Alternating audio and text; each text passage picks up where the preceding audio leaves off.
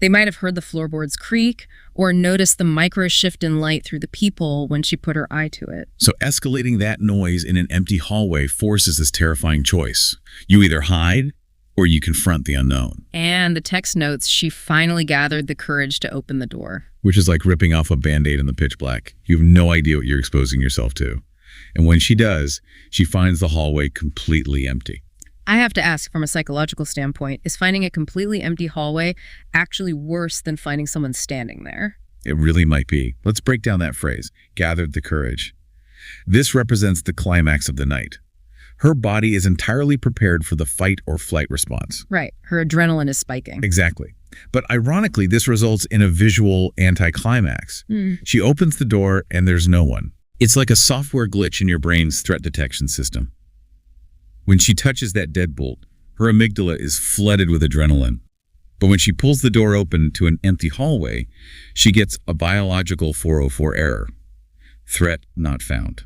That is a great way to put it. The motor cortex has absolutely no target to process. So that massive dump of adrenaline has nowhere to go because now your mind just fills in the blanks. And let's unpack the terrifying implication of that empty space.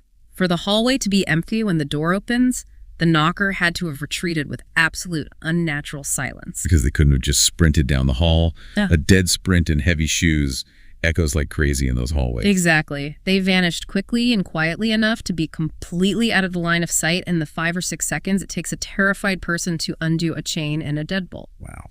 So the student likely went back to sleep believing it was a prank or, like you said, a hallucination, but objective reality was waiting on a hard drive the next morning. So what does this all mean?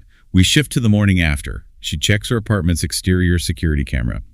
And the footage reveals that at exactly 3 a.m., someone stood outside her door for nearly 10 minutes. Yeah, 10 minutes. Let me try to comprehend that length of time. Okay. If you, listening to this right now, just try standing completely still and staring at your microwave for 10 straight minutes, it is an eternity. It requires an insane amount of physical endurance to just do absolutely nothing in a stagnant environment for 600 seconds. Right.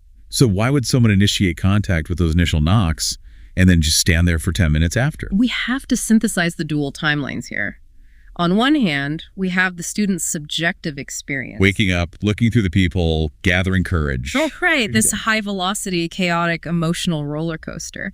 But contrasted with that, we have the camera's objective truth, which is a continuous, unbroken, 10-minute static presence. It retroactively changes the whole story. Completely. While the student was gathering courage on one side of the door, agonizing over her survival, the visitor was simply waiting on the other. They weren't trying to break in.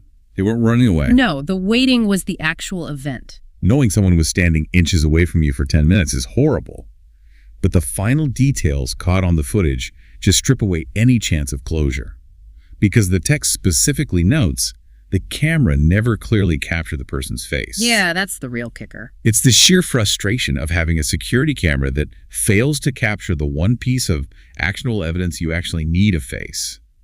And the detail that they simply scared at the door before walking away, it has this cinematic, almost ghostly quality to it. A faceless entity just staring at the door. If we connect this to the bigger picture, we have to analyze the nature of the threat. Look at what they didn't do. The visitor didn't try the handle. They didn't try to break the door down or pick the locks. That wasn't a burglary. Right. Property was never the objective. The act of simply staring implies a deep, focused fixation on the student inside. They were basically feeding off the fear. Exactly. Deriving satisfaction purely from proximity to that fear indicates a highly organized predatory mindset. And furthermore, walking away without a clear prompt, no neighbor interrupting them, no alarm sounding it suggests the visitor left entirely on their own terms. They dictated the whole encounter. Yep, leaving the mystery completely unsolved. Well, for you listening, we've navigated a deeply unsettling reality today. We summarize this journey from the vulnerable isolation of 3 a.m. through the auditory terror of the blind spot knocking. The peephole paradox. Yes, right up to the ultimate terrifying technological proof of a 10-minute faceless vigil. It's a story that forces us to acknowledge how fragile our physical boundaries really are. It really is a profound deconstruction of safety. But before we wrap up this deep dive, I want to leave you with a final lingering puzzle derived directly from the physical facts of the text. Oh, I'm ready. What is it? Think about the geometry of that hallway for a second. If the camera clearly showed someone standing outside the door for 10 minutes, but the student looked straight through the peephole in the middle of those knocks and saw absolutely no one. Right, because the blind spots. Exactly, but exactly where was this visitor standing? They were perfectly positioned to be recorded by the lens above, but entirely invisible to the eye at the door. Oh my God. What if the visitor wasn't ignoring the camera?